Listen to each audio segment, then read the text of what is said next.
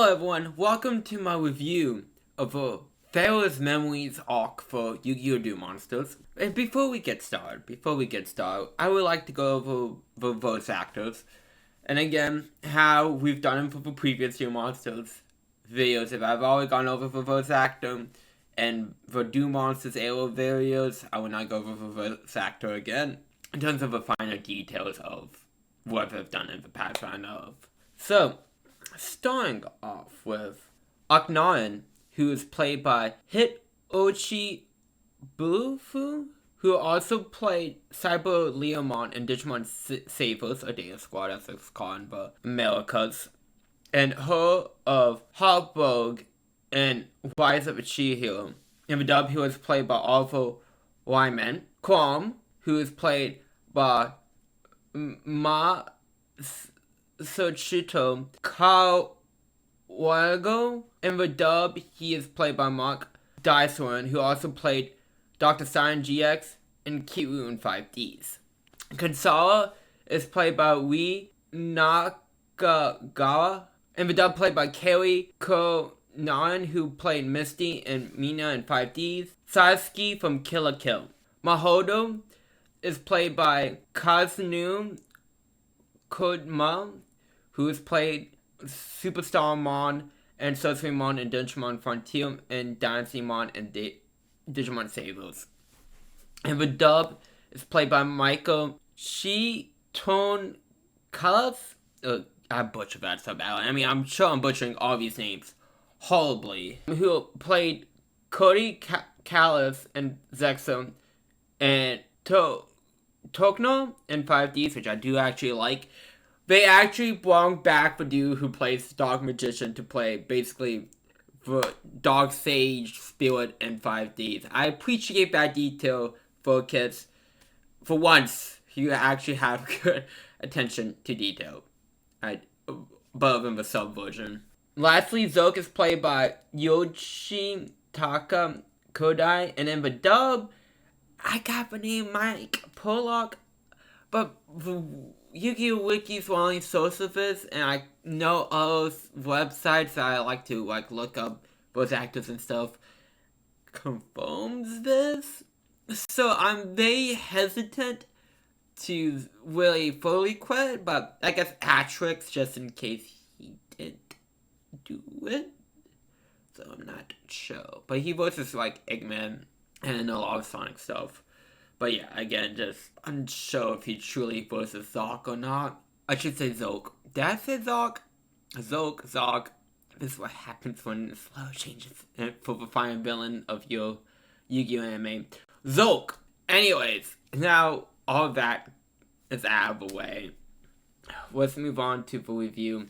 Episode 199. Bakura is running away with something and ends up in a church. The voice tells Bakura he must find the 8th key that opens the door to the afterlife alongside the Millennium Islands. The 8th key is hidden in the world of the Pharaoh memories, and now we're at 1960. We see a younger grandpa finding the nameless Pharaoh's tomb, and he's with two guys that just want the treasure within inside the tomb. Grandpa is in a dress up fancy because he always wants to show his opponents respect because in the nameless Pharaoh's tomb is the ultimate game. But classic, we give a classic Neo shoots out of a wall trap.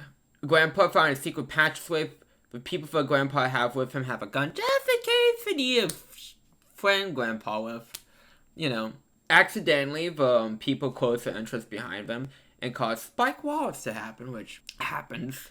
The gun gets put on Grandpa. Grandpa figures out that you must keep your left foot in front for respect. Oh, statues will attack you. Oh, it's fun. One of the guys falls to his death into a bottomless hole.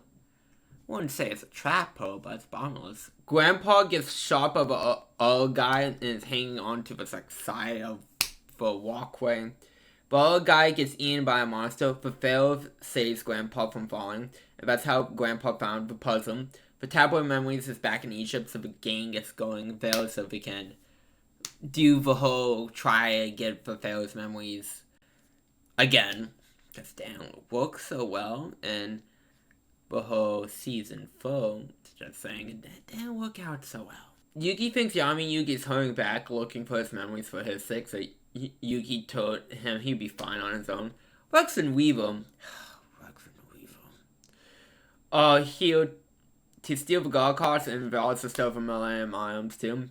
The ring from the bag found its way to Yamiko, and he just knocks out Rex and Weaver. I like this episode. I think it's a good start. It's nice to see how Grandpa fought the Millennium Puzzle. Even though we didn't need to see it, it was still nice to see how he did. And I think too that's kind of a good setup for showing different types of games besides Doom monsters for this arc. I know we have the capsule monsters and the dungeon dice monsters earlier in the series, but considering we're gonna have a big game that's not Doom monster centric mostly, it's nice to see that kind of being a little buffer, entryway for people who are used to the whole dueling aspect of Yu-Gi-Oh! So I do think this is a good first episode. Dub changes. Yamiko doesn't explain his plan like he does in the sub version. He holds his cards closer to his chest. Of course, there's no crosses on the church. The guides didn't want the church on the tomb. They were just guides. Grandpa didn't smoke in the dub. The pit has to go purple fog because it's the shadow realm. God forbid we impact, the whole aspect of falling. No guns. No sword hang the guide, which caused him to fall because one of the statues hit him. Grandpa gets slingshot instead of being shot. They put a slingshot the guide's hand. Of course, you can't see him use it because that would be new animation, but it's hilarious. Hilarious. They didn't even want to imply the dude was eaten by the monster. They replaced the whole not holding back talk with the boring, oh, you help me, I help you talk. And you cannot show Rex breaking glass with a walk. Because, kids are all about throwing walks. They want to be like Killer Croc. I threw a rock at him. We can't have that. We can't have that. But, on to episode 200. Yamiko gave her arms and the God cards back, minus the wing. Yamiko says the arms return to the resting place, opens the door to the afterlife. Yamiko wants something in the afterlife and tells Yugi that there's service in the world for Pharaoh memories. The game begins when Yugi tries to get his memories. Yamiko kidnaps Mokuba. You think Kaiba would have that kid and have retired security, never leave Kaiba Cope, steal walls around because he's been kidnapped 1, 2, 3, 4. I think this is the 4th time. Because he was kidnapped twice in battle. I want to say. Because, Dude's Kingdom was the pop home. He was kidnapped. Yeah, he just gets kidnapped all the time. Can't stop him. Gets Kaiba to do Yamiko. Apparently, Kaiba's deck has the only monster that can go up against the gods. Yamiko starts off by using Handless Knight and Of Demise to give the Duke of Demise. Kaiba summons Volswell and uses Trink to have Duke of Demise's attack. Volswell attacks, but Duke of Demise cannot be destroyed by battle. Duke of Demise does 500 points of damage to Yamiko. Yamiko tributes Duke of Demise to summon Dealbound and equips it with Spirit Illusion, which summons a token with the same stats. The token makes Volswell loses its own attack by equipping itself to Volswell. Dealbound destroys Volswell. Yamiko sets Kaiba summons Low of D, and then plays Fruit of Summoning Dragons to summon Blue Eyes. Kaiba gives a vision of a path that involves a go. Blue Eyes attacks, but Yamiko plays Spirit Shield to negate the attack by removing a zombie or fiend from the grave. Kaiba sets the card. Yamiko plays Paw of Grief to draw 2 cards. Yamiko plays Grief Tablet to see Low of D. Kaiba can break the tablet, but he will lose 500 points of damage. Token equips itself to Blue Eyes and make it lose an attack equal to its own. Dealbound attacks, but Kaiba uses Attack Guidance Armor to have it attack and destroy the tablet of Low of D. Yamiko sets 2 cards. Kaiba uses carved demise to draw into his 5 in his hand, but he has to discard his hand in 5 tones. Thank God these dudes don't last that long, besides the movie. The movie is the only exception to that rule. Kaiba uses Soul Release to banish all of Yamabiko's monsters in his graveyard. This causes Spirit Shield to be destroyed. Kaiba uses Silent Doom to bring back Volkswagen. Kaiba tribute his Blue Eyes and Volkswagen to summon another Blue Eyes. Blue Eyes attacks and destroys Diabound. Yamabiko plays Mirror Tablet, and we both tablet to bring back Diabound and have it gain half of Blue Eyes' attack. It also forces the 2 monsters to attack. Diabound destroys Blue Eyes, but Kaiba Monster Reborn's Blue Eyes. Diabound absorbs the effects of monsters it has destroyed. Yamabiko bounces and gives Kaiba the Millennium Eye if he wants to join in the fun. The gang leaves for Egypt. I like this episode. First of all, I like to say Konami announced some cards in this duel for the Animation Chronicles because they knew Pharaoh was going to review the Pharaoh's memories, so they want to give this a little boost.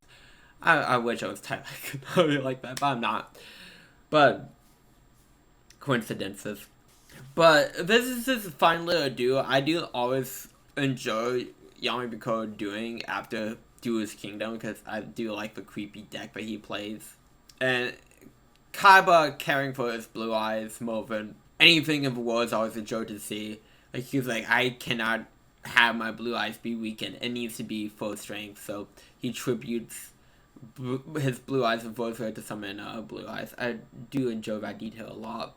You know, it's good to see Yamabiko finally setting more pieces in place after 150 episodes. Dub changes. Yamabiko says that he sent Wax and Weaver to the Shadow Realm, but of course that doesn't happen because they're still alive. It's stupid. It can't knock them out. Shadow Realm, they banished, they walked back up later on. Yamabiko also sends Mokabot to the Shadow Realm. He's fine. We see him fine later on. Yamabiko just sends everyone to the Shadow Realm. It's fine. Teo pays for Joey and Tristan in the dub, but John plays for Joey in the sub. I don't know why we made that change. We didn't want Tristan's sister to pay for Tristan. And he being dead, so I guess dead is better, kids. I guess that's the logic behind that. Episode 201. Teo buys something at the airport. Melik, Ishizu, and Odeon are at the airport waiting for the gang to take them to the Tablet Memories. Yamabiko is watching the gang. Teo gives Yamayuki a Kadooch so he can engrave his name in it and never forget it again. Yamayuki gets sucked into the tablet after showing it for free guard card. Due to Yamabiko's soul being in the puzzle, it causes Yamayuki's soul to be sucked in as well. And this, the 2 Yamabikos, the one from the puzzle and one from the outside world, seem to combined. Yamayuki is living in his memories now, and it's just when he got the title of Pharaoh. There are some familiar faces in the top ranks of Egypt. The grandpa looked like his name, Shaman. Yamabiko was being punished for grave robbing before present day soul enters his body. Yamabiko has a gang of bandits and is starting to remember some of his past.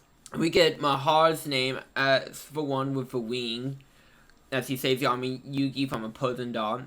Aknar is the one with the eye. Shadar is the one with the key. Aris is the one that looks like a Chizu. Seto is the one with the water and looks like Kaiba.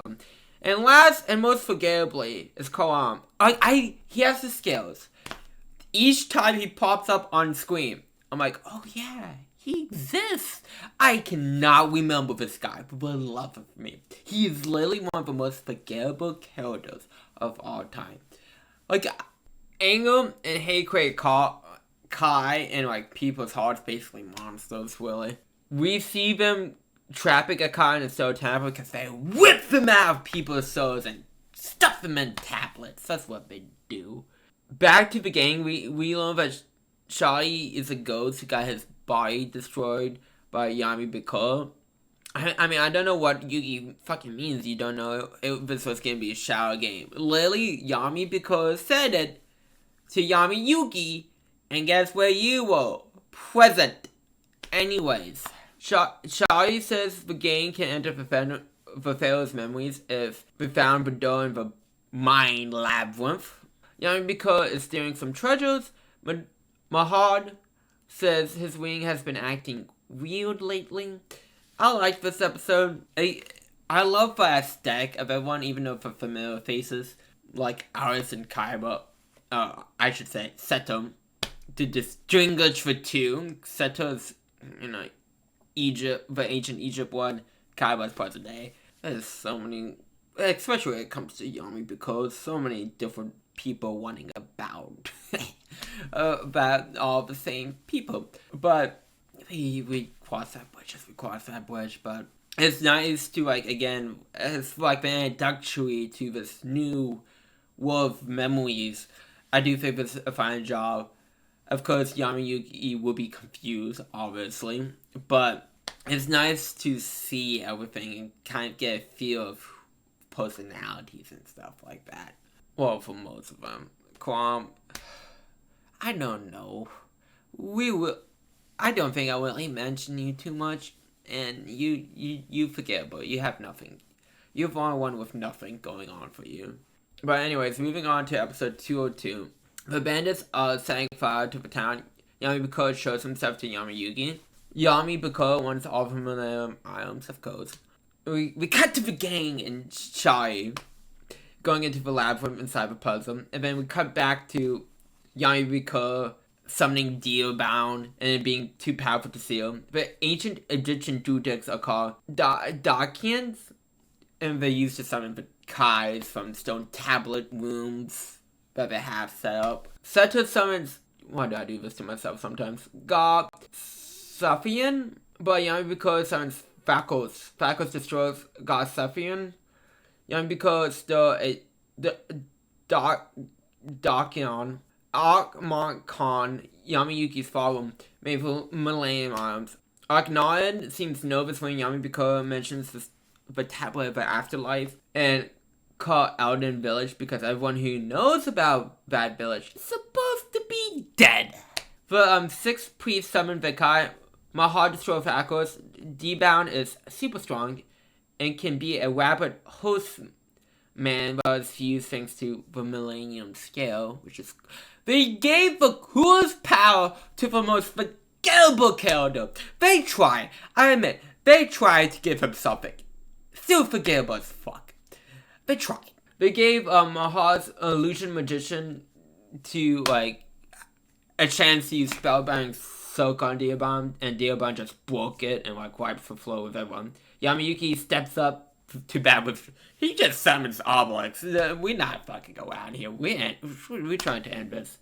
Kaiba is able to hear Blue Eyes cry through the Millennium Eye when Dearborn uses both Stream of Destruction. I like this episode. Again, it's more of kind of getting the feel of this world that we see introduced to ancient Egyptian Dudeks, because why wouldn't they be? And see why, again, pieces are starting to fall into place a bit more of what Yamabiko's plan is. Of course, we still don't know fully, but it's he clearly planned this out the best he could. And then I do like stuff like Mahad's Illusion Magician with... But again, the slow bonus of okay, there's definitely more here than meets the eye in terms of the village of Kal Adna. And we would definitely learn that a bit later. But it's a mystery and intrigue of, okay, what's fully going on in this world? What is this village? And how does it relate back to everything? I think that's a good step and good hook. Moving on to episode 203. D-Bound and Obelix crash in a draw. Yamabiko claims ownership over the ring and leaves. I mean, you just gotta say what you gotta say and bounce. No one can see the pyramid in the sky besides Yamabiko and Yamayugi, but I chose Kaiba what's happening in the world of memories, so he's off to Egypt. Seto wants to randomly whip Kai out of people so they can fight Dearborn. Akhenaten says Seto shouldn't look for a Kai powered by hatred. But it's the life points of this world, life force, whatever you want, really call it, but it's called by. But my life point is in fact a labyrinth, just minus David Bowie. Dance, magic dance. Which, what's the point? Yugi can sense Yamayuki's sadness in the labyrinth. We meet Maha's student Mana. Mana knows paralyzing magic, but has a hard time on doing it. Asking for his name would be too easy for Yamayuki. So, like, when he asks Mana for his name, she's like, oh, you're the Pharaoh. Oh, she calls him Prince because she knew him when he was a prince, and she has a hard time remembering he's now the Pharaoh. So she's like, you're the Prince. What do you mean? What's your name? I don't know. You're the Prince! I see the future evolving Mahad. Mahad is going to put a magic seal on the old king's tomb. Mana wants to go but isn't allowed. Alice warns Mahad, but he still goes on. Mahad remembers the kindness that Yamayuki showed him when they were younger and goes like, I want to create the world that the Pharaoh wants, because, Mahad was bitten by a snake protecting Yamayuki as children. And Yamayuki was sucking the poison out. And Yamayuki's like, we're all people, it doesn't matter if I'm for Pharaoh. I'm gonna try and save your life. So, that's how why Mahal is so low to Yamayuki. Mahal releases all of his magic powers to face Yami. I like this episode.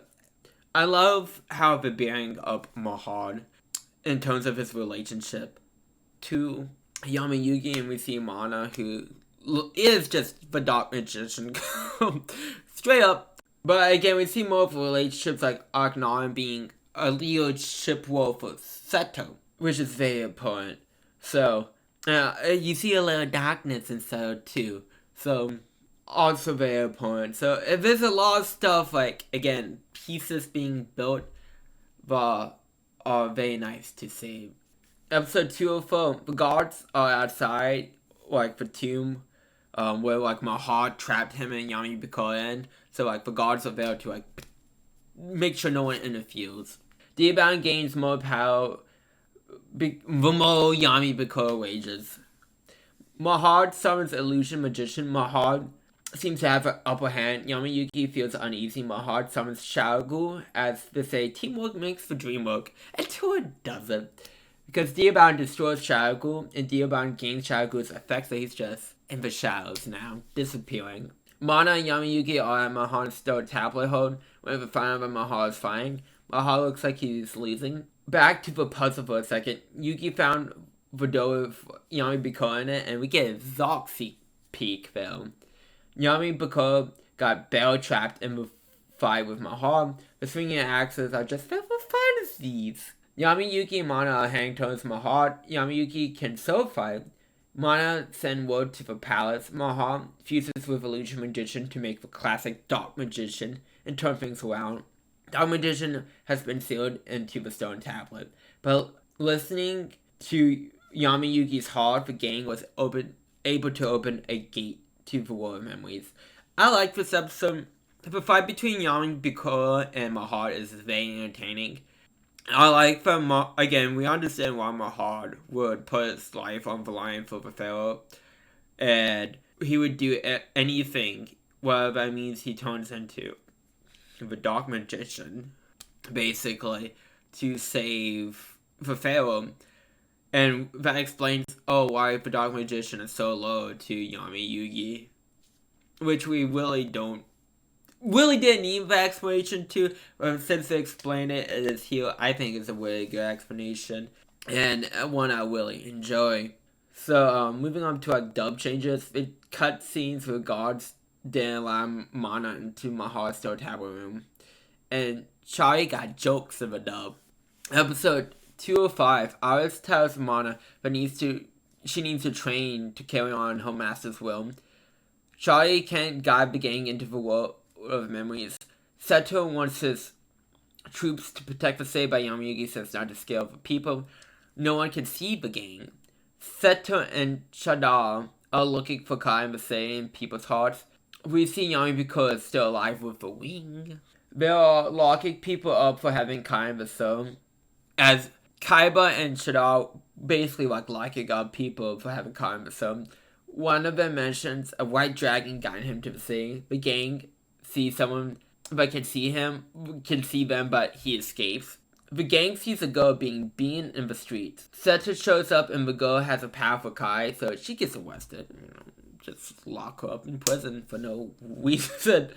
Anyways, Seto tells his man not to mention this to Yamayuki. The guy from before shows up after the gang couldn't enter the palace and said his name is Barbosa. Barbosa doesn't know anything about this world. Yamabiko can turn invisible things to the ring. Agnon warns Seto to stop arresting random people. After Seto leaves, Agnon says Akaiba is going to make the same mistakes he did. Yamabiko shows up in front of Agnon. Seto thinks the girl is the one that saved him from his past, that he saved from his past.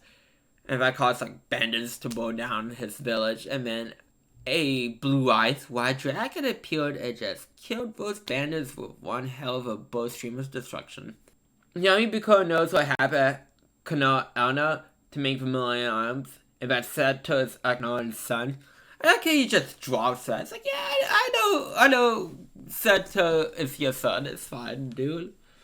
D-Bound is also looking beefier. Honestly, they could, put, all these different freaking forms of D-Bound in the call game, just for shits and giggles to see what happens. I mean, I'm sure it won't be good, but hey, it'd be a fun concept. But, I like this episode. I like having adding more mystery to stuff. The girl, Barbosa, but also answering questions at the same time. Okay, this is why Agnon is being more of a mentor to Seto because Seto's his son. So if you're doing both, they're giving mysteries while answering questions at the same time. I think that's very smart instead of having all these questions answered at once. They're giving it space and keeping intrigue on, but while also getting satisfactory payoff to those entries at the same time.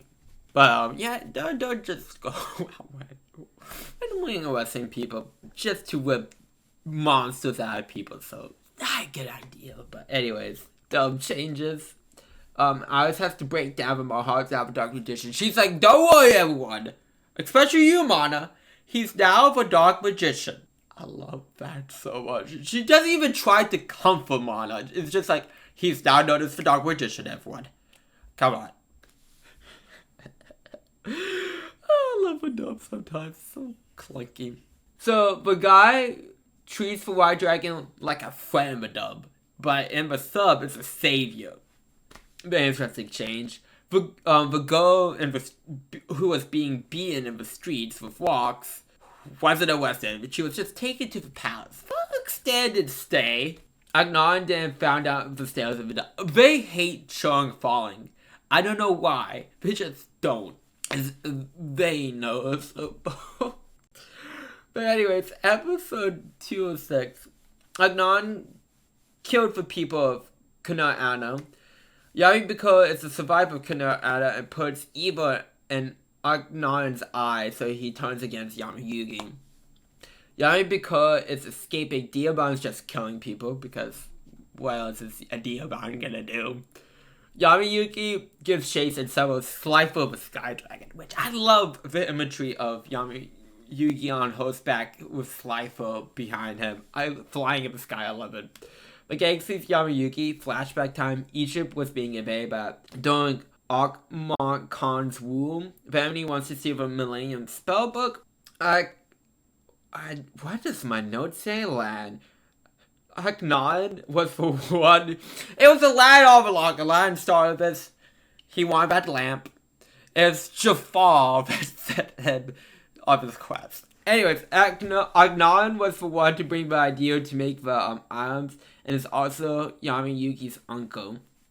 Agnon cuts time with his family because of what he has to do to make the items, Just try to separate. Agnon uses hypnosis on his soldiers to give him kill the people of Ko Anna, which was picked because it's a city full of bandits and thieves. They literally melt people down to make the 7 items, including villain soldiers. They melt them like hot squids. So, making the items have awakened Zoke, who's just chilling in the wing. To fully bring back Zoke, you just need to return the items into the tablet. Acknowledge the only survivor of Koana because all the higher ups died too. Some died to Zoke, some died into desert causes, fun stuff. Biomes did end the world. Agnara never mentioned that he would meet Seto again and feels Seto should be Pharaoh. And then we're back to the present. Dearbound is even with Slifer. Yami Buko is killing people because Yami Yugi want to protect them. I mean, it's petty, but yeah. Yami Yugi has the option of giving up or the village is destroyed, so he picks option C. So both are holding each other at monster point until Seto Duos saves the day. And I love the energy of like Dearbound like coming out of the ground, like having Yami Yugi like in his claws basically. That is such a cool image. Like, oh, so cool. I like this episode. I like how we learn how the arms were made. Literally melt people down. That's horrific. And you see like kid like Yami Biko looking on in horror as you just see like people dropping and like apart. Like if they don't actually show people melting, but like it's implied that they melt people down, which is horrific. And we see what Agnon did to make farms, not just in terms of melting people down, but bearing his ties to Seto. That's why people don't know Seto's his son, and that he's related to Yami Yugi. But he has nothing against Yami Yugi. It's more of, sense of a problem. But I do really like this episode, and the stuff with Dearbound and Slifer in it is really good too. So, moving on to the dub changes. Of course, there's no blood. The cut Yami Bako kicking someone off of a hose. They tried to make killing of a whole village and melting them down. Well, we don't show them melting them down. That's another dub change. But because they have evil spirits in them. It's still horrific, but they had evil spirits in them. It's like, I don't think anything you could do to make this better. At all. Oh, but okay for kids. Oh, but okay. And then, of course, everything's fucking Shawwell. When Zoe killed a few guys, Shawwell. And then they cut the scene when someone dies like non-zombs in the desert. Because you can't have that. Episode 207. Yami Biko retreats. Dearbound is giving our heroes some trouble. Alice predicts for the shadow sneaking up on the Skygon. Agnon stabs Slifer's tapper with soul causing it to lose against Dearbound. Slifer smarts Agnon, but he's still alive. Duos got hit, but it was another Kai instead of Dearbound. The gang found Yami Yugi. Yami Yugi summons Wall, which reveals Dearbound because sun blocks out, shadow. Friendship caused Yami Yugi to gain his bomb back. Wall goes into Phoenix mode and destroys Dearbound and sets Yami Biko on fire. Time rewinds back to when Slifer was destroyed, so the gang is away from Yami Yugi. Dearbound attacks Yami Yugi before his friends got to him. Yami Yugi falls, but Yami Biko got the puzzle before he actually falls. Tristan got a good punch on Yami Biko, but Yami Biko grabs Tristan. The gang runs away from the bandits, including Tristan. Tristan escapes from Yami Biko's clutches. Yami Yugi is still alive because Roy hasn't vanished yet. Chadar suspects Agnon, but he wakes up before Chadar can use his key on him to see what's inside his soul. Agnon took the Kaigo to an underground arena because he's making prisoners fight to the death. He's a great guy. He's already arrested, We must make them fight to the death. I like how there's an arena in the palace specifically for this, by the way. He didn't have to build anything, it was just Pharaoh. Seto is freaked out about this. Agnon wants Seto to become Pharaoh by getting a powerful Kai. The Kai goes first into the arena. I like this episode. I like how, you see Agnon's tone. He's already actively Seto, I want you to Pharaoh. He tells that point blank to Seto, this is my plan, this is the game plan.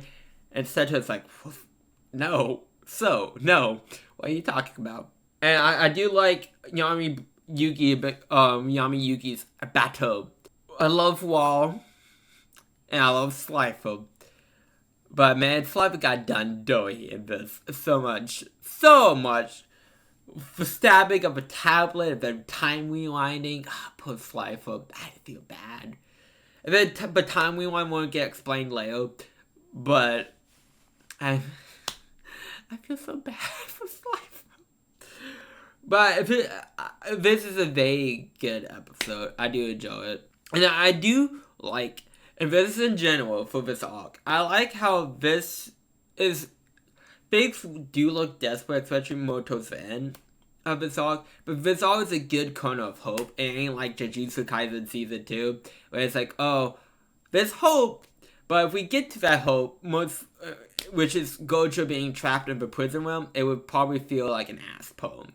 Because if there was no, to me, there was no logical explanation of how we were gonna feel Gojo in that arc. But that's besides the point. There's always a hope that's a believable hope that can happen and save the day. That's what this arc does really well, and that's appreciated. Episode 208, Seto saves the girl whose name is Kasara. Seto killed one of the guys, just point blank, making him fall to his death. Seto and Kasara are hanging on by a thread, literally, when Kasara summons Blue Eyes and saves the day. So Blue Eyes is tied to Kasara's bar, so Take It would kill him. Of course, Seto has a problem with this and not ignoring. Yami Biko puts the puzzle ring back in the resting place. Yami Biko says he is Zoke.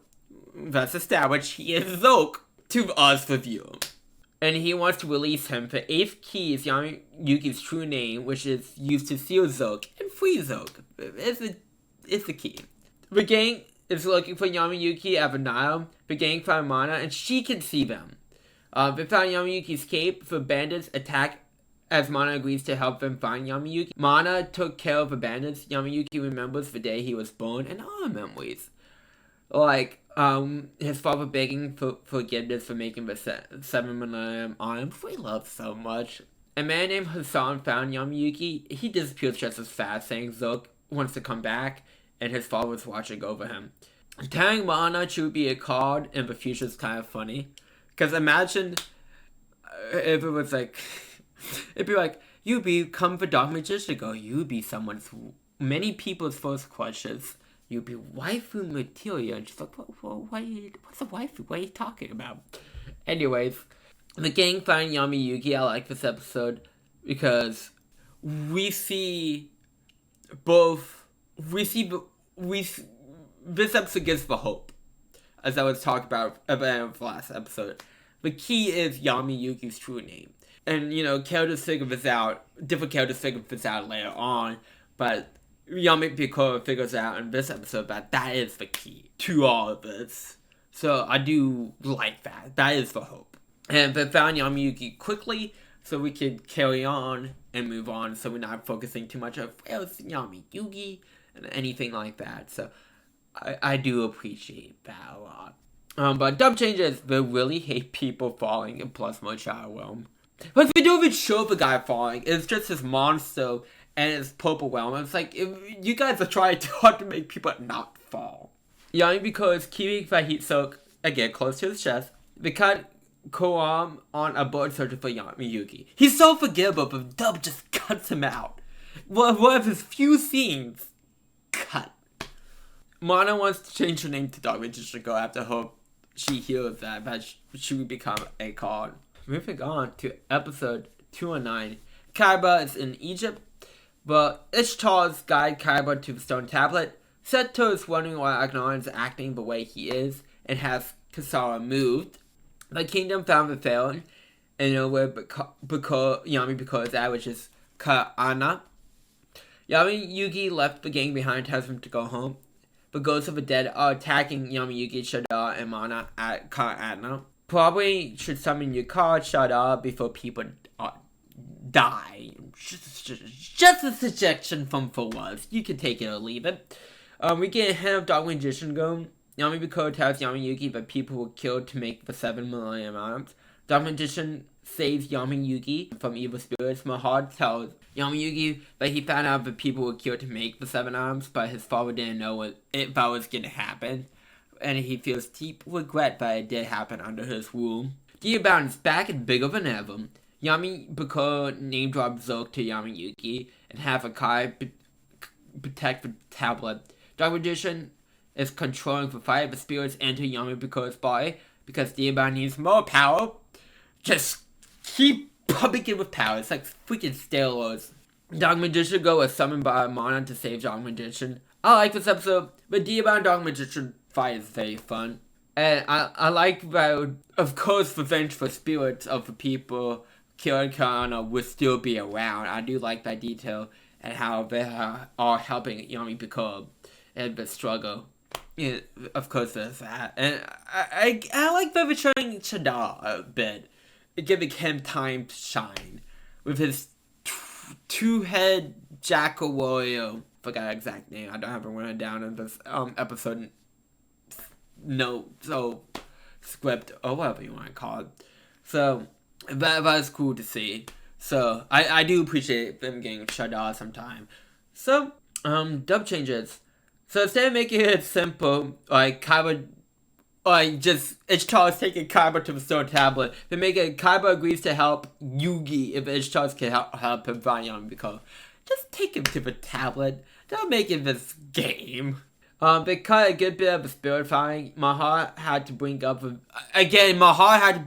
village had evil spirits within them. Gotta cover up for crime. Focus tried. They tried. They go like, oh, they had evil spirits in it. Oh, but it's also bad that they did killed all the villagers. They tried so hard. And they also cut blood. Episode 210, Diabound has a spirit shield and can clone himself now. We see the Egyptian version of magical hats. The priests come and save Yamayuki and Mana. Yamayuki gets healing. Diabound is still just too OP. Agnon is in Anno 2. Shadar found Diabound's stone tablet. Agnon lets the spirits take Shadar away before he can destroy Diabound's tablet. Agnon got a nice new key to go with his eye. Yami Bikor has a Yami Bikor and Tristan. Tristan points Yuki to look for Yami Yuki's name. The gang heads back to the palace. We get another fusion of Curse of Dragon and Duos to make Duos Dragon. But almost break through Diabound's shield, but Karam gets attacked by another Kai. And Yami Bikor got the skill, so the fusion ends. Oh great, Diabound fusion. Because he needs more powers. Yamayuki lets the spirits judge him, and that brings out his father who guides the spirits to the afterlife. This saves Shadar. Diabound is destroyed by Dark Magician. I like this episode. I like the fucking... Finally! Diabound is destroyed. And it's by, Mahar, Dark Magician, which Iris says at the end Dark Magician will win, and he does. I do appreciate... Like, way back, when, Iris tells Mahar the whole vision. Which is a nice detail that I do appreciate. Kwon's just useless. I had to say, like, they make him so forgettable and all that stuff, and he goes out so easily. And he loses his skills. What is there more to say about him besides forgettable trash? Oh, trash might be too hard of a word, but he's just so forgettable and he does nothing. And we get more to it. I like this episode. It's entertaining. Episode 211. The gang can now enter the palace. Yami Bikor seems to be being when Agnon shows up. Benny King Bikor is gone because he's no longer needed. Shadar shows up. Agnon stops time and takes all the items. Agnon puts the items in the tablet. Now we see Yami Bikor and Yami Yugi are now the game masters in this game. So, as soon as Yami Yugi woke up. So, for now, I know there's like 10,000 Yami Bikors. I try to keep it simple. The ones in the game are Benny King Bikor and Pharaoh Yugi. Until otherwise changes. And the game masters of the game are Yami Bikor and Yami Yugi. So stay rich for two. From this point until later on. And then I know there's other Yami Bikors. So that get tiny bit confusing, but we cross that bridge where we cross that bridge. If Pharaoh Yugi loses, everyone dies.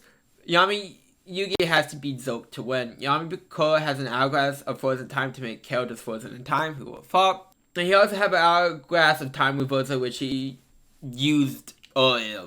So he has 3 arms, he has 1 more in reserve. But Bosa can still move in frozen time, even though he shouldn't be able to. Agnon becomes Zog's slave after he wishes Seto to become the new Pharaoh.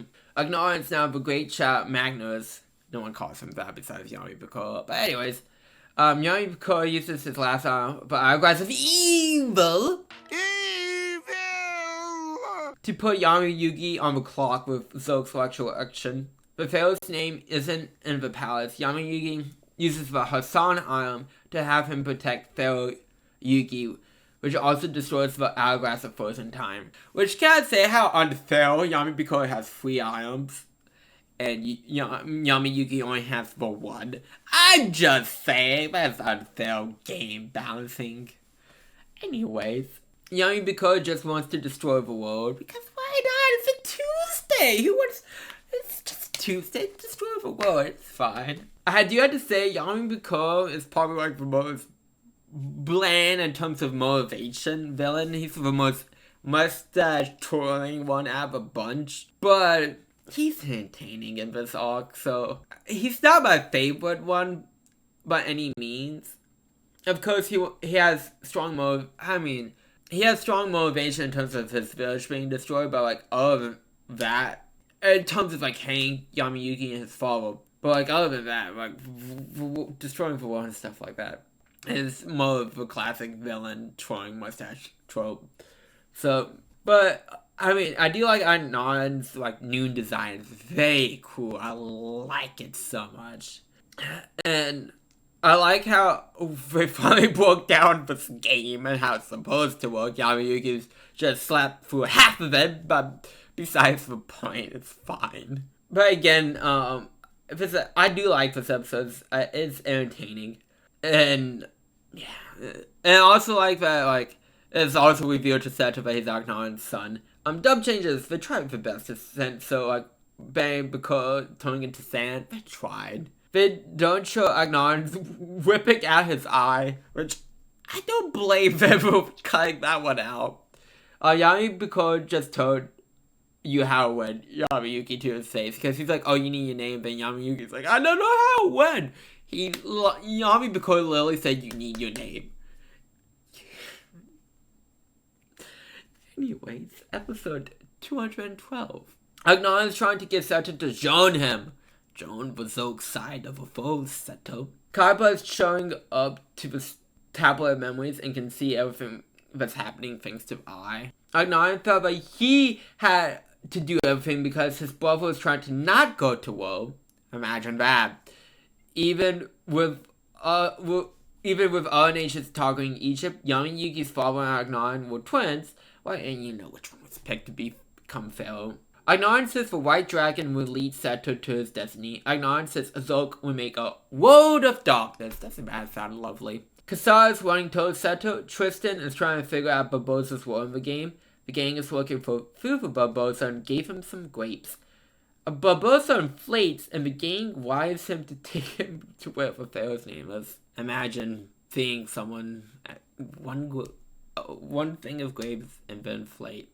That scratches one side for Wes's brain. That's for sure. It's at Pharaoh's tomb because the rebellion gate where when he was still alive. Barbosa disappears.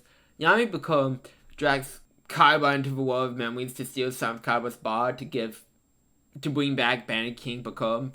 Seto says he would protect the Pharaoh. I like this episode. Again, I like that basically Barbosa is like a key, basically. A cheat code, if you will. And he always says that he's hungry, so that was a hint to feed him. And he will guide you to where you need to go to help you win. I do appreciate that. And I like that Seto is, like, you know, he's poor Pharaoh. He's very poor Pharaoh. Despite his father turning into an evil madman, poor Pharaoh. And I like how Yami Bakura says he doesn't need Bandit King Bakura anymore. He brings him back anyways. A little hindsight, that would be great, Bakura, but hey, you know, it's fine.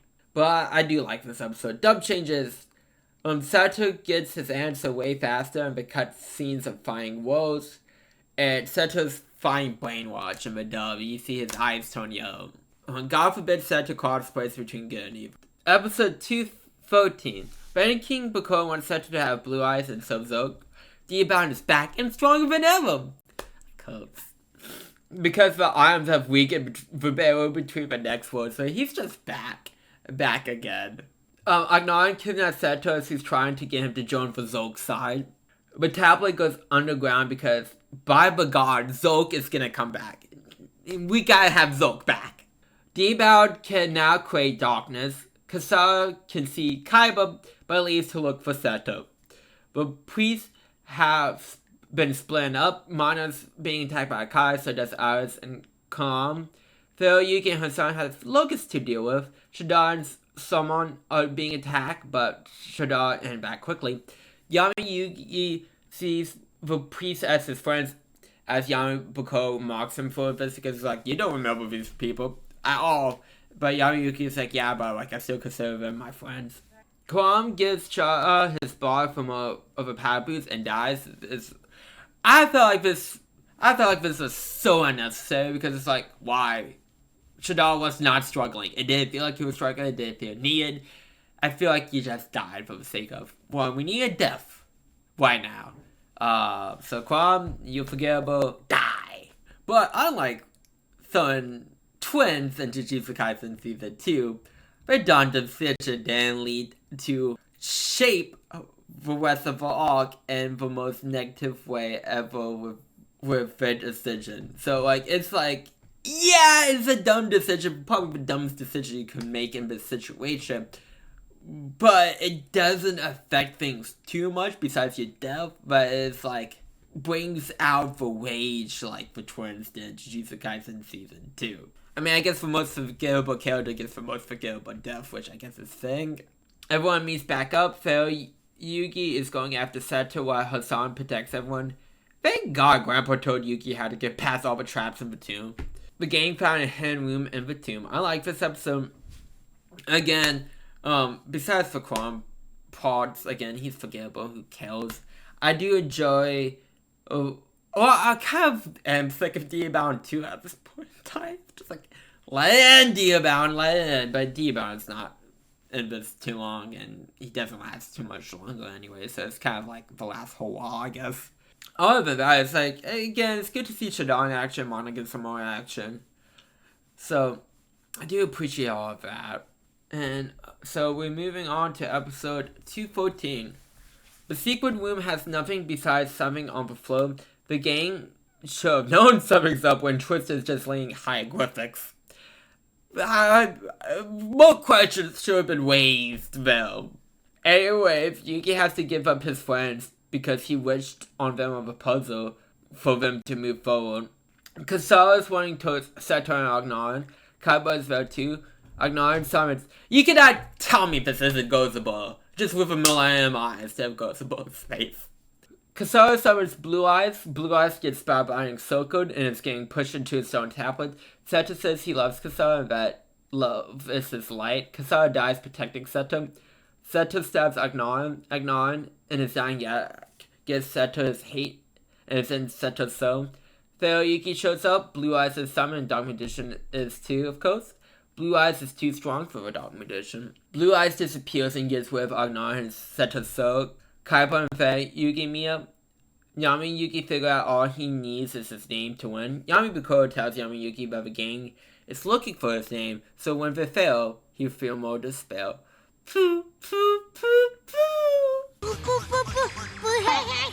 By going to the opposite ends of the scale of the flow, the gang unlocks the next room by sacrificing the friends. But if they all live, all they need to do is jump on it.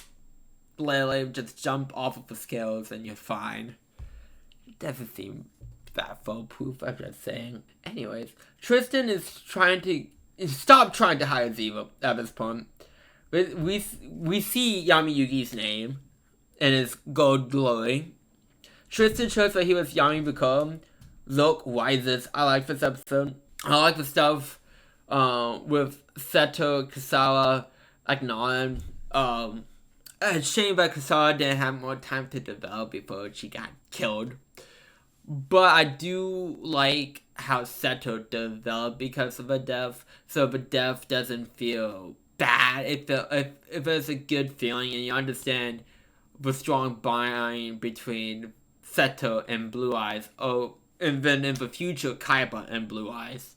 And I do appreciate the Mayho and the call and shining victories. Anyways, but yes, Zulk has wised, and we had to deal with that next. And I do appreciate again that Seto was there alone to fail Yugi the whole time. Okay, episode 215. Yugi's gonna do Yami Bako in a Yami game.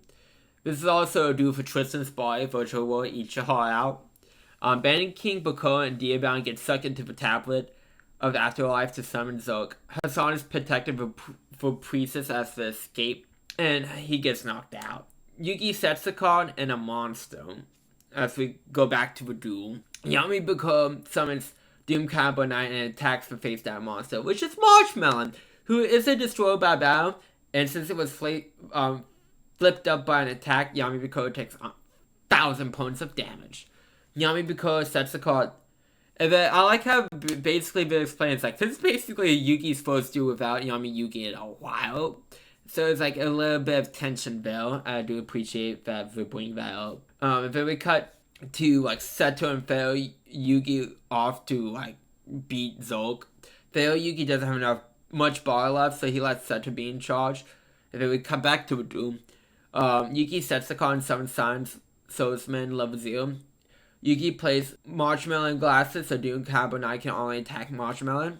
Yami Bako plays Negate Defense, so Marshmallow has to be in attack position for the rest of the duel. Doom Combo Knight attacks Marshmallow. Yugi takes damage, but Marshmallow isn't destroyed. Yami Bako sets the card. Human weapons do nothing against Zulk as we go back to the giant Zulk. But elements of the game is affecting the real world. Zulk is pushing the Pharaoh's forces back. We see Wax and Lever still alive. Isn't that great? No, I hate them so much. Science Swordsman gains a level and 500 attack during Yugi's standby since we go back to the duel. Yami Bako plays Carver Oathbound to force Science Swordsman to attack Yami Bako's other face down card, Zoma of the Spirit. When Zoma is destroyed, it deals double the attack of a monster but destroys it as damage, but Yugi uses Tone Jump to skip this battle phase, dodging Zoma's effect, and make Silent Swordsman gain 3 levels and 1500 attack. Silent Swordsman destroys Doom Combo Knight. Marshmallow attacks directly. As we go back to the battle of Zulk, everyone summons the Kai, but Zulk is too strong. Shadar dies, saving Pharaoh Yugi from lightning. But Yami Bako sends his way. I like this episode. I like the beginning parts of Yugi vs Yami Bako as we see Yugi's deck for the very first time. But I do like how Shadar saw lightning strike and he protect Pharaoh Yugi. See, that's a much more believable death in terms of like a bit of how the desperation is getting a bit stronger and stronger and stronger. For Kuram death, again, that was a forgettable nothing death. It could not happen, and I would feel the same way in terms of like the events played out in this arc. So I do appreciate that. And Zulk's design, since we see him, I like the design. Yes, even for Dragon Dick. I think it's a very menacing design. I like it, even though for Dragon Dick it's full of jokes waiting to happen. But still, I really do like the design. So dub changes. They cut Krom's body falling into the ground. They try to hide Zulk's dragon dick by making it, which is like making his stomach bigger and having the dragon head connected to like the end of his stomach. They censor Marshmallow getting cut in half, and it actually kind of looks more disturbing, to be honest. They cut Seto covering Casella's body and it glows. So apparently putting a glow around a body means it's not dead. Apparently. Guys censor Marshmallow being buying Yami Bako. Apparently, again, lay around dead bodies think about look at Shadar. He's glowing. He is glowing. Episode 216. Yami Bako says Yugi solving the puzzle caused everything to happen, including Yami Bako's return. Pharaoh Yugi needs the puzzle to summon the god, so Iris and Mana go back to work for the items. And then we cut back to Voodoo. Yami Bako plays Spirit Soul of Sealing to remove Silent Swordsman from play, and it just isn't affected by anything. Well, Yami Bako summons Disgraced Mage and attacks Marshmallow. Yugi takes damage by Marshmallow and is destroyed. When Yugi's monsters are sent to the graveyard, Spirit Sword is destroyed, which gives back Silent Swordsman. They had Water Pond's card on Yugi's Dudex instead of Marshmallow. Yugi summons Blockin'. Disgraced Mage attacks Marshmallow, but Blockin' takes place of attack. But Disgraced Mage sends monsters and destroys back to the deck. Blockin' lets Yugi summon Legard when it's destroyed. Yamabiko sets free. Iris and Mana found the 7 million mines. It's the greatest of ease. It wasn't even a challenge. Marshmallow attacks Disgraced Mage, but Legard's effect makes the damage seal and is destroyed. So by fleet Silent Swordsman. Silent Swordsman destroys Disgraced Mage, but returning his hand to the deck, Yamabiko can make the damage seal thanks to Disgraced Mage's effect. Yamabiko plays Power of Greed to draw 2. Yamabiko plays Code's Twin Dolls, so each player picks a twin, and one of them is Code's, aka one has a good effect, one has a bad effect. One can argue the good effect is not that good due to the bad effect, but we get to that. Yugi gets the good effect, so each time a card gets sent to the graveyard, he gets 200 points. The bad effect, Yamabiko doesn't have a graveyard anymore, and it goes on the field but do nothing but on the field. So, since he doesn't have a graveyard, if Yugi sends a card to Yamabiko's field to the graveyard, it doesn't go to the graveyard, so he doesn't get life points. So, again, argue how good the good effect actually is, but whatever. Yamabiko summons Necro Soldier. Zulk attacks Iris and Mana as the return, but Mana gets off of Winged Dragon Guardian before she's number 1. So Iris can be a decoy. Iris dies. Chamon uses the key that Mana gave him to summon Exodia, and then Zulk beat Exodia, killing Shaman. Pharaoh Yugi got the puzzle back. I like this episode. Again, the depth in this, you feel the exhalation of desperation. Iris knows that, hey, if Zulk stops Mana or Hope from getting the Millennium Arms, it's game over. So she's like, I sacrificed myself so you could give Pharaoh Yugi back the puzzle. And then someone's like, okay, I need to stall Zulk. So he summons Exodia, which is freaking cool. They were ripping each other's arms off, growing back limbs. It was fucking awesome.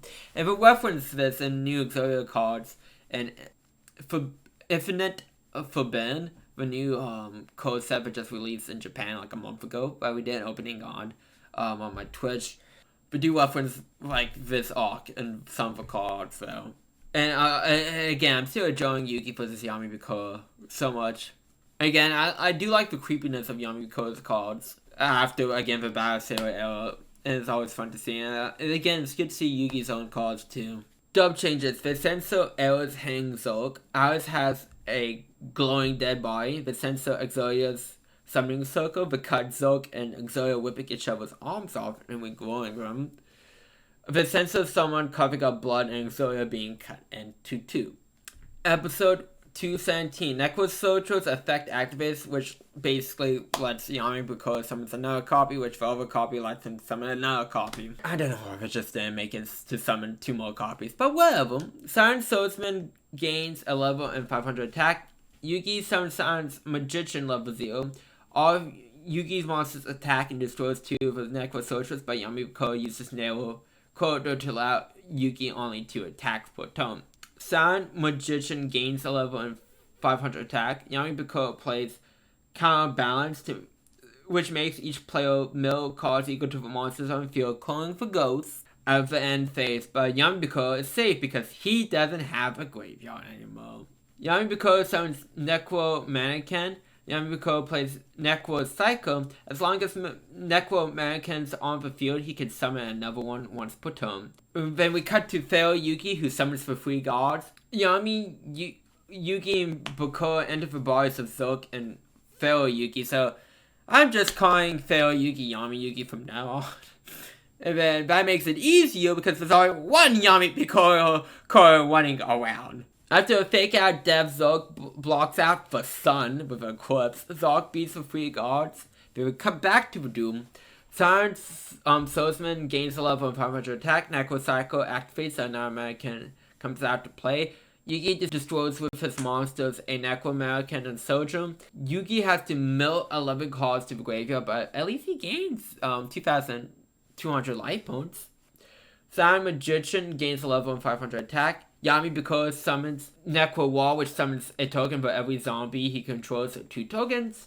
Silent Swordsman gains a level and 500 attack. Yuki's monsters destroy 2 tokens. Yuki plays Hour from Beyond, which allows him to play a card that has been removed for play, in this case, Spirit Soul of the Ceiling, to use on Silent Swordsman.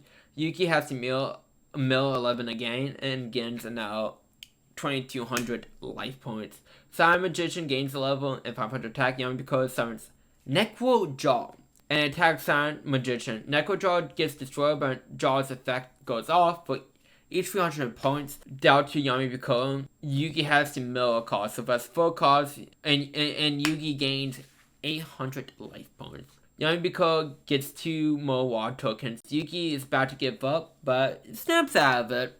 As Yami Biko is like, oh, you're just the vessel of the Pharaoh. Yugi triples his 2 monsters, summon Yugioh, the Dragon of Destruction. I like this episode. I know technically the duel between Yami Biko and Yugioh isn't over yet, but it basically is. It technically concludes the next episode, but it's basically over now. I really enjoy this duel. Again, I would talk more about it, I guess, next episode because it officially ends, but I really do enjoy the back and forth of this duel. I kind of wish Yugi played a bit more cards than he did, a little more spell and trap action, but it is what it is. But I do like that the show that Yugi doesn't need Yami Yugi to fight his battles for him. Oh, he can fight without him. So I do appreciate that. And Zog is just one tough cookie. He beat all 3 guards. So, again, Zog did something impressive, like being the guards, but there's still hope because, again, the name is still out there. But it had to give the name to Yami Yugi, which, again, show being the 3 guards does induce losing hope, but there's still a good hope out there for our characters to latch on to. Episode 218, the troops have run away because good luck being Zog. If the gods can't, what do you think you can do? Mana takes Yami Yugi to the palace. Seto summons Blue Eyes. Blue Eyes causes the sun to return. The dragon deck is too strong for Blue Eyes, and Seto passes out. The sun is blocked out again. Kaiba couldn't stop 2 brothers from being killed by Zog, so he summons Blue Eyes and then summons Ultimate Dragon. Ultimate Dragon is holding his own. Back to the duel, the ending of the duel. Godot's effect activates to destroy all monsters on the field, which causes Silent Swordsman to be free from Spirit Soul of Ceiling. Silent Swordsman attacks directly for game. Yami Biko reveals that Yami Yugi is almost dead as he disappears and Tristan's back. The gang has to deal with the bandits. Joey got his dual decks as Tristan's kicking ass. The gang thinks about going to Yami Yugi, and that woke. Biko is going to Egypt. Ultimate Dragon's causing a rift in space and time. And then we see Yami Yugi summons Black Lotus Social as armor. He jawed at Capsule Monsters. This is cooler than what Capsule Monsters did in Title 1. Anyways, besides the point. Infuses with Ultimate Dragon to make Dragon Master Knight. That didn't work. Shadi takes over Hassan's body, and Yami Yugi and Zog have a typical life versus dog talk. Shadi saves Yami Yugi from dying by dies himself. I do like how it shows how Yami Yugi destroys Shadi's body.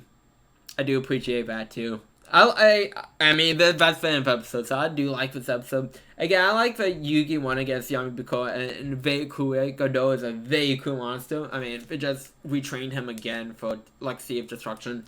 Because we retrained him for Dark Side of Dimension, which we talk about later, of course. But I also like that the killing of a brothers was basically set to, like, triggers, like, oh no, I'm getting involved now. I do appreciate that. I like that a lot. And yeah, I just like this episode. So, dub changes. Does something mad when Zog is buying Blue Eyes for so long? I'm just saying. If I also cut Blue Eyes being tear in half. They cut Zog killing kids. No Yami Biko spraying out blood. Tristan and Joey wanted to turn the bands into pork chops and applesauce, but themselves they just want to make them disappear. Final episode, episode 219.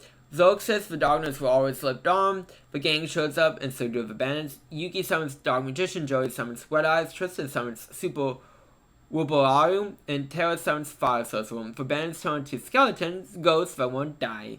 Mana summons Dark Magician Ghost, so the game can go to Yamayugi. They didn't think that they couldn't read the name, so they can't say the name to Yamayugi. Zolk beats Wet Eyes, Super Robo, and Fire Sorcerer. The Magicians fail to beat Zolk. Mana passes out. Terra has the idea to write the name down for Cartouche. Kaiba uses the Ring of Destruction to save the gang. Yamayuki remembers his name, which is Atem. Atem awakens for 3 gods and fuses them to make Hoacteb, the Quail of Light. She beats Zolk and saves the world. Atem was able to beat Zolk for good this time because of friendship was the key all along. Atem made set to the new Pharaoh as he disappears and everyone goes home as Mana waves him off. I like this episode, and I like the scene with Atem remembers his name is super good. I love it. I like the cartoons they remind you of throughout the arcs is not like, oh yeah, the cartoons. So I do appreciate that a lot too. And yeah, I mean, there's not much to talk about for final episode, but I think it's really good. But like this, first of all, double changes before I go to final thoughts. They cut the scene where Horai is gathering light. I don't know why, because it's not there. But I like this arc a lot. It has its problems. Like, again, one of the most scalable characters in Chrome. But overall, they explained some stuff and then he explained. But it's not like an ass-pull kind of explanation. It feels good explanations, like Darwin and Blue Eyes, respectively. They did a good job building some relationships. Like, I think Chadar and Mahad were good relationship buildings with Yami Yugi. And stuff like Alice and Saman, they didn't build a relationship so much, but you did sense the loyalty of the Pharaoh through them. So, there's that. And yeah, I also like that they show Yugi and Yami Yugi standing on their own 2 feet without each other helping each other out. Whereas, feels, and that, I really like that too. And I like that despite Yamiko thinks Yugi couldn't do anything on his own, he was able to prove him wrong. Because Yugi dueled him with his own deck. I really like that too. So, with all that being said, I like this arc a lot. It has some problems here and there.